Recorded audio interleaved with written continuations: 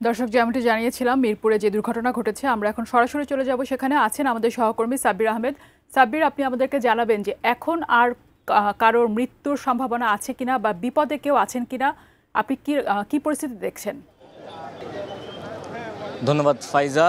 আপনি জানেন যে মিরপুরের রূপনগরে যে ভয়াবহ অগ্নিকাণ্ডের ঘটনা ঘটেছে, সেই অগ্নিকাণ্ডের ঘটনার পর এখন প্রায় ৮ ঘন্টারও বেশি সময় অতিবাহিত হয়েছে, কিন্তু এখনও কেমিক্যালের গোডাউনের যে আগুনটি, সেই আগুন এখনও নিয়ন্ত্রণে আনা সম্ভব হয়নি। এই আগুন নেভাতে আরও সময় লাগবে বলে ফায়ার সার্ভিসের পক্ষ থেকে জানানো হয়েছে। তবে এ পর্যন্ত প্রায় ১৬ জনের মৃতদেহ উদ্ধার করা হয়েছে।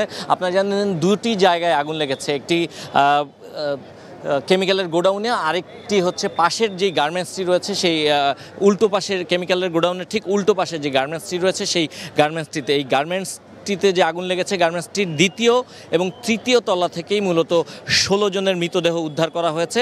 ফায়ার সার্ভিসের পক্ষ থেকে যেটি জানানো হয়েছে, যখন কেমিক্যালের গোডাউনে মূলত আগুনটি লাগে, সেই আগুন লাগার সাথে সাথে যেহেতু এখানে নানা ধরনের ৬ থেকে ৭ ধরনের কেমিক্যাল এখানে ছিল, এ কারণে আশপাশে পুরো যখন আগুনটি লাগে যে ধোঁয়ার সৃষ্টি হয়, একটি টক্সিক বিষাক্ত একটি ধোঁয়ার সৃষ্টি হয় এবং এই বিষাক্ত ধোঁয়া দ্রুতই আশপাশে ছড়িয়ে পড়ে এবং এই দ্রুত আশপাশে ছড়িয়ে পড়ার কারণে যেই গার্মেন্টসের কর্মী যারা ছিলেন, এই গার্মেন্টসের কর্মীরা ওপরের দিকে ওঠার চেষ্টা করেছিলেন, কিন্তু ৩ তলার যেই গার্মেন্টসের গেটটি ছিল, ছাদের দিকে ওঠার যে দুটি গেট ছিল, দুটি গেটই তালাবদ্ধ অবস্থায় ছিল।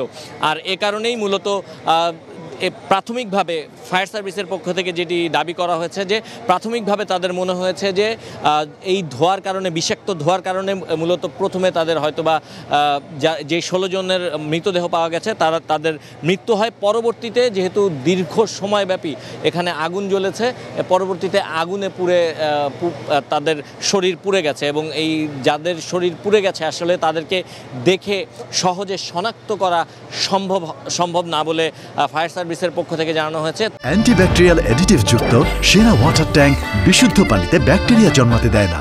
১৬ জনের যে মৃতদেহ, সেই মৃতদেহগুলো ইতিমধ্যে এখান থেকে বের করা হয়েছে এবং বের করে অ্যাম্বুলেন্সের মাধ্যমে ঢাকা মেডিকেল কলেজের যে বার্ন ইনস্টিটিউট রয়েছে এবং বার্ন ইউনিট রয়েছে, এই জায়গাতে হস্তান্তর করা হয়েছে এবং পরিবারের সদস্য যারা রয়েছেন, যাদের স্বজনরা নিখোঁজ রয়েছেন, তাদেরকে সেখানে যোগাযোগ করতে বলা হয়েছে। একটি বিষয় একটু জানিয়ে রাখতে চাই, এই যে গোডাউন এবং যে গার্মেন্টস, এই গোডাউন এবং গার্মেন্টসের ফায়ার সার্ভিসের যে ছাড়পত্র, সেই ছাড়পত্র তারা পাননি। পাশাপাশি এই গার্মেন্টস এবং যে কেমিক্যালের গোডাউনটি, এর যে বৈধ কাগজপত্র এখনও ফায়ার সার্ভিস তারা খুঁজে পাননি। তাই তাদের মনে হয়েছে এটি অবৈধভাবে এই কেমিক্যালের গোডাউনটি এখানে করা হয়েছিল এবং এই কেমিক্যালের গোডাউনটি আসলে এই যে আবাসিক এলাকায় কিন্তু বাণিজ্যিকভাবে এই ধরনের গোডাউন থাকার কথাই না, কিন্তু তারপরেও এখানে দিনের পর দিন ধরে এই ধরনের কেমিক্যাল গোডাউন পরিচালনা করে আসছিলেন।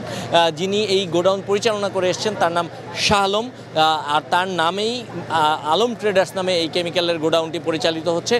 শাহ আলমের শুধু একটি এই কেমিক্যালের গোডাউন না, আরও বেশ কয়েকটি কেমিক্যালের গোডাউন আছে বলে স্থানীয় যারা রয়েছেন তারা আমাদেরকে জানিয়েছেন এবং স্থানীয় যারা রয়েছেন তাদের মধ্যে এই কেমিক্যাল গোডাউন এবং আশপাশে বেশ কিছু ডাইং ফ্যাক্টরি রয়েছে, যেই ফ্যাক্টরিগুলোতে কাপড় ডাইং করা হয় এবং কাপড় ওয়াশ করা হয় এবং যেই ফ্যাক্টরিগুলোতে এই কাজগুলো করা হয় সেই ফ্যাক্টরিতে গ্যাসের সংযোগ নেই।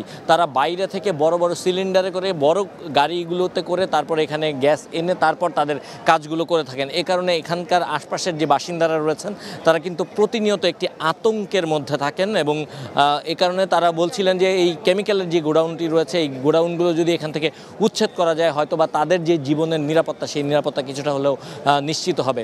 তো এখনও পর্যন্ত ১৬ জনের মরদেহ উদ্ধার করা হয়েছে এবং এই সবগুলো মরদেহই যেই কারখানাটি রয়েছে অর্থাৎ গার্মেন্টস যেটি রয়েছে সেই গার্মেন্টসের ভেতর থেকে উদ্ধার করা হয়েছে এবং গার্মেন্টসের যে অংশটি রয়েছে সেখানকার যেই সুইপিং বা উদ্ধার অভিযান সেটি শেষ হয়েছে, কিন্তু যে গোডাউন, কেমিক্যালের গোডাউনে যে আগুন লেগেছে সেটি এখনও শেষ হয়নি। এটি শেষ করতে আরও কিছু সময় লাগবে, যে বিষয়টি আনুষ্ঠানিক ব্রিফিংয়ের মাধ্যমে ফায়ার সার্ভিস এবং সিভিল ডিফেন্সের পরিচালক operation and maintenance lieutenant colonel Tajul Islam Chowdhury তিনি গণমাধ্যম কর্মীদের বলেছেন। এবং ঠিক কী কারণে আসলে কোথা থেকে আগুনের সূত্রপাত হয়েছে সে বিষয়টি এখনও পর্যন্ত তারা নিশ্চিত করে বলতে পারেননি। তবে তারা যেটি বলেছেন যে কেমিক্যালের গোডাউনে আগুন লাগায় এই যে বিষাক্ত ধোঁয়ার তৈরি হয়েছে সেই ধোঁয়া থেকেই হয়তোবা এই 16 জন যারা মারা গেছেন তাদের মৃত্যু হয়েছে। পরবর্তীতে তাদের মরদেহগুলো আগুন দীর্ঘ সময় জ্বলার কারণে আসলে পুড়ে গেছে। তো এই ছিল এই মুহূর্তে রূপনগরে যেই ভয়াবহ অগ্নিকাণ্ড, সেই অগ্নিকাণ্ডের ঘটনার সবশেষ তথ্য।